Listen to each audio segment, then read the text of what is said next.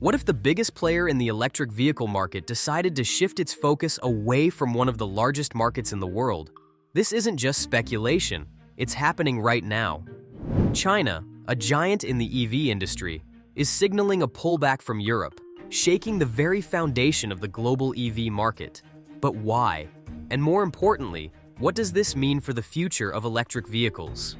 China's rise to the top of the electric vehicle industry is no accident. Over the past decade, it has positioned itself as the epicenter of EV innovation. With extensive state subsidies, a tightly controlled industrial strategy, and an unmatched focus on technology, China has managed to dominate the EV market like no other nation. Today, its electric vehicles are not just a means of transportation, but a symbol of global industrial might. It is indeed one of the newest risings among the newest revenue sectors. This one is entirely fueled by the most pressing need to meet climate change needs and sustainable energy use. Be it Europe or the Americas, countries are fully actively taking part in adopting EVs under their green energy initiatives. However, no country has invested more heavily, as the nations can boast of investment on a strategic scale as China has. The upsurge in global demand for EVs has thus created a rush, with competition between countries across regions, most heatedly of which exists in the tug-of-war between China and Europe. China did not simply wake up one day to become the king of the EV industry. The country in 2009 specifically cultivated electric vehicles as one of its core tenets of economy and environmental strategy. Subsidies amounting to billions were spent in the pockets of automakers to ensure that they come up with innovation under mass production. Battery production was the main concern in the strategy, as it was not sufficient for China to produce EVs, but it had to seize this most important area of the supply chain. By 2022, it had brought the total investment figure in the industry up to over $15 billion. And this has led to the emergence of a company such as CATL, which now has control over 32% of the whole lithium-ion battery market. The whole idea, however, went beyond that of mere production. Instead, it was around that of supply chain security. China safeguarded its access to important raw materials like lithium, cobalt, and nickel by ensuring that it maintained foreign-free supply sources, thus preventing adverse conditions from holding its EV manufacturing on the mercies and weaknesses of others. However, as China turns its back on Europe, questions arise. Will it eventually mean that China will meet its end as far as its EV monopoly is concerned in the West? Or is it changing gears in a bigger play altogether? Stay tuned. Next, we venture into this evolving tale. Chinese automakers have been central to the current global EV boom, producing high-quality, reasonably priced electric vehicles that appeal to a wide audience. Companies such as BYD, NIO, and XPeng are known for bringing cutting-edge technology and beautiful designs at prices that European competitors usually cannot meet. These companies, however, do not confine themselves to their domestic markets. They have aggressively invaded the European market, where their vehicles are already gaining acceptance. Due to lower production costs and government backing, Chinese EVs are already giving close-head collision with established European brands like Volkswagen and Olt. Culturally, Europe is watching the growing presence of China in its market with increasing apprehension. High production costs and supply chain challenges are already making Europe's manufacturers less competitive. Such reality has now been worsened by the escalating imports of Chinese cars. Countries within Europe now fear that their very industries will ail under this strain as the sales of Chinese EVs increase. In response, the EU has proposed a new tariff to deal with Chinese electric vehicles, while accusing Beijing of unfair trade practices and excessive subsidies. The measures clearly aim to level the playing field, but may as well develop into a trade war given the anticipated retaliation from China. The stakes could not be higher for the global electric vehicle industry. What actually happens when all those most favored nation tariffs escalate to the level of a fully fledged trade war? Will Europe's own measures suffice to safeguard its market?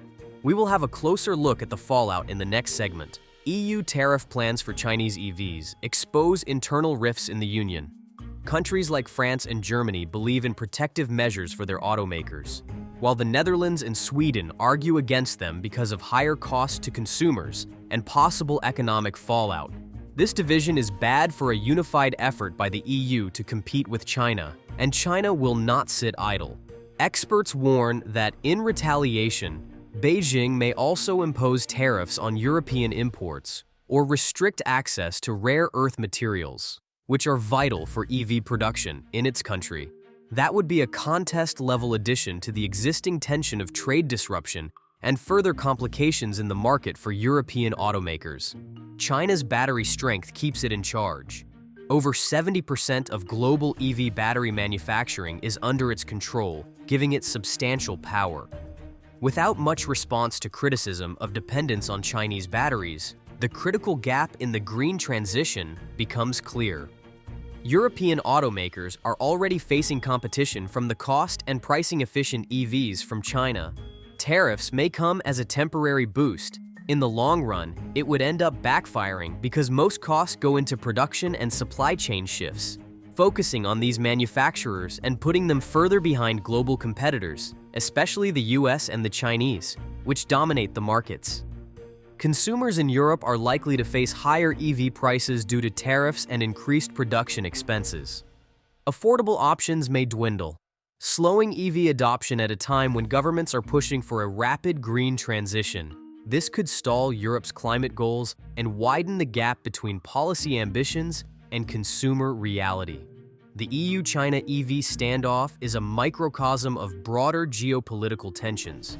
It could reshape global supply chains, accelerate decoupling, and strain international climate cooperation. With EVs pivotal to sustainability, this conflict's ripple effects will be felt worldwide. In response to the growing tension with Europe, China is diversifying its EV market. Chinese automakers are expanding into emerging markets like Africa and Southeast Asia, where EV infrastructure is less developed but demand is rising. This strategy reduces dependency on the European market, allowing China to grow its footprint globally. The EU-China EV conflict is part of a larger geopolitical struggle over technology and market dominance. As both the US and China increasingly align on economic and technological fronts, Europe risks being caught in the middle. This dynamic could influence future trade policies and reshape alliances in the tech and automotive industries. To avoid a full-blown trade war, both sides may seek compromises, such as joint ventures, subsidies for local production, or tariff reductions. However, a balanced resolution will depend on the willingness of China and the EU to prioritize economic cooperation over protectionist policies. Despite the tensions, there are still opportunities for collaboration between China and Europe in the EV sector. Shared goals of reducing carbon emissions and advancing green technology can lead to partnerships in research and development. European manufacturers could work with Chinese companies on battery technology or autonomous driving features, leveraging China's cost efficiency and Europe's innovation capabilities. The future of EV innovation lies in breakthroughs in battery efficiency, charging infrastructure, and sustainable materials. Both China and Europe will continue to lead, but a cooperative approach could accelerate the pace of change, benefiting the global EV market. So, with all this happening in the EV market, what's next for China, Europe, and the future of electric vehicles? Will China continue to dominate, or will Europe rise to the challenge? We'd love to hear your thoughts on this trade battle. Do you think it's a short-term issue, or will it shape the future of the global EV industry? Drop your comments below, and don't forget to like the video if you found this breakdown useful. We've got plenty more content lined up on the latest in green technology and global markets, so make sure to hit that subscribe button and ring the bell to stay updated. The world of electric vehicles is changing fast, and you won't want to miss what happens next. Thanks for watching, and we'll see you in the next video.